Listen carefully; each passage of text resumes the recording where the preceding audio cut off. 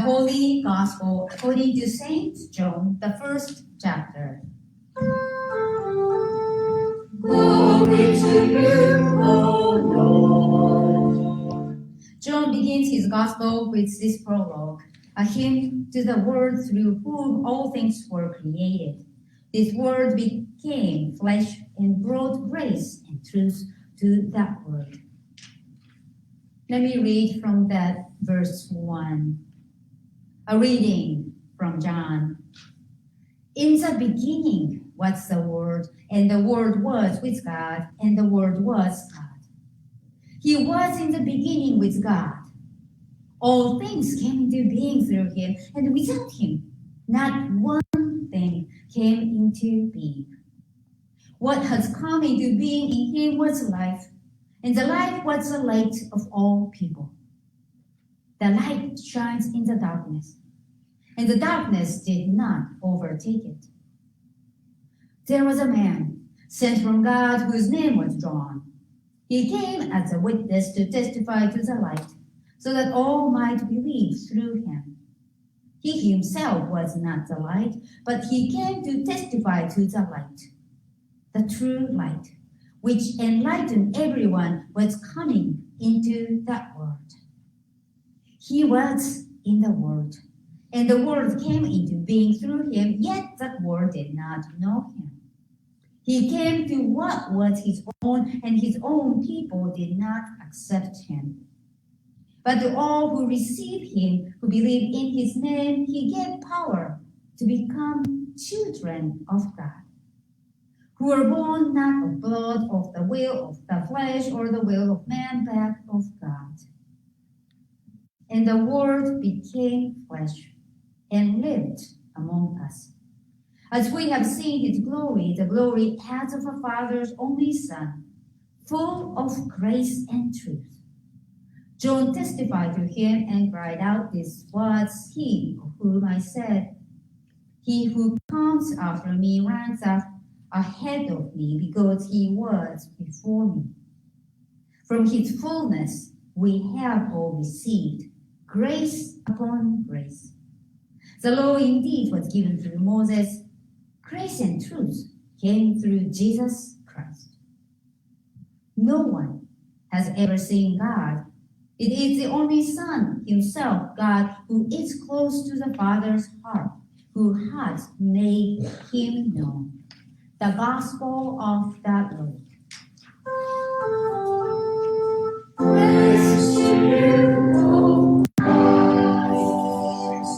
You all may be seated.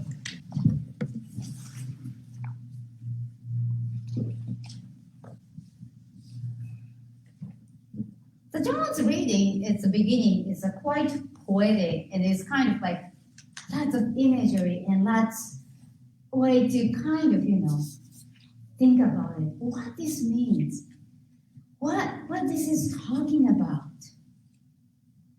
And that's still we do the Christmas as our seasons do Christmas. So I would like to focus the John's Christmas story, the way the Gospel of John tells a Christmas story. Certainly there is no manger, but the John tells the Christmas story like this way, which in verse 14, the Word became flesh and lived among us. You probably heard that word, which I never able to pronounce it correctly, but it is just a divine thing. The God, another way to say it, took human form, or some may say God with skin, and lived among the created beings. I really love this image of God. It's so concrete, so physical, and living among around here. Or the Eugene Peterson, in his translation of the Bible called Message, was the God moved into our neighborhood. Or there's other way to say it, God pitching a tent among us. So that's kind of the image that what the John tells what the Christmas is, that God is real and living among us. And I really had these nice things I thought about and typing up this morning. I thought that's really nice in there. And I preached this one in the St. Nicholas and looked at the face of the people, and I said, oh, nothing is speaking rightly. And I said, so I think I will challenge in a different way to really explore when John says that God is in flesh and living among us, is how that we look like. And this is one of my takes to share with you this morning. So yesterday, I spent time watching news pretty much whole morning. The breaking news about Venezuela. And just honestly, any of that kind of the news I watch like that way, what's very troublesome to me, there's a mixed feeling and mixed comments on those things, but to me, at the immediate thought, what's a troublesome? I try to gather the information as possible. That's what I always do. And by noon, middle afternoon, I said, I think I got enough full of this information. I need to turn off. I don't think anything new I would get anymore. So I turned the TV off or changed a different channel. But still, it was something it's sterling and troubling to me. So I told my husband, let's go outside. Let's go to St. Nicholas and drop off the bulletin. So we got in a car and drove to the St. Nicholas. And when we arrived there was a truck in the front. The first thing I thought, maybe their custodian, the Miss Nancy, is here cleaning. So I opened the door and said, hello, and it was not Miss Nancy cleaning. It was Kathy there trying to print something at the church. When we entered, Kathy said, are you good at computers? She asked. And she said, I'm trying to print the stuff. She has her laptop ready there, and she has a cord to connect there. But she said, somehow I'm not able to print these things. And the first thought I came was, ask Bettina, just call her. She knows what to do. She helped with me set up the printer. It's with my tablet. But also, computer is sometimes smarter than we think. They will tell you what it is. So we try to say, first thing at least I knew was to add the printer in your computer, so they will recognize it, and so forth. So we, to take the long story short, we try multiple different ways. Find a way to connect this computer to printer, and everybody, my husband, Kathy, would try, turn on and off. Finally, we were able to print it. And we said high five moment. Took up lots of trials because they didn't print the whole 15 pages. They only printed 3 at a time. That's what we also learned. But at that time, and Kathy said, thank you, you just came in the right time. and gave me a hug.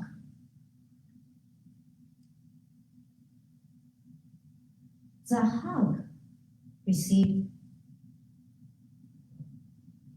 it's like the God in flesh living among us to me.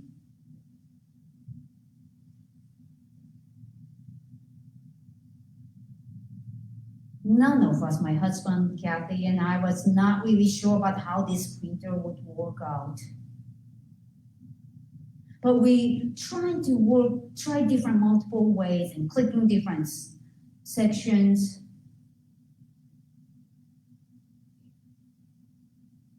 Something, not just this about the printing this one, but it's put us together a little closer to each other. It's a little things, it's print stuff, but this, because we share this time together, share the part of life together, we feel a little closer to each other. And we give the hug to one another. That's it. Word became flesh and lived among us to me. So the Gospel of John is known with what's written originally to the God's people we call John community or the beloved community. Because that is a really big part of the Gospel of John, that Jesus tells you love one another through them, then people know you are my disciples. People will know I am present here, living among this world. The beginning of the Gospel of John tells us that the Word was life. This Word was life, and life was the light of all people. Jesus came and lived among us, brought this life, brought this new creation, brought this new community. And that's where, at least to me, we experience the living God here with us. So whatever going on in your life, or whatever you think about it, or whatever the scripture today we read is stirring you or nothing really speaking much at this point, or it goes beyond the head, or whatever it is. This is, I want you to know today, that God really came, bringing life, bringing light, so that we have tomorrow to go on. And this light shined and still shining among us. The Word became flesh and really living among us. Take this good news with you this morning. Amen.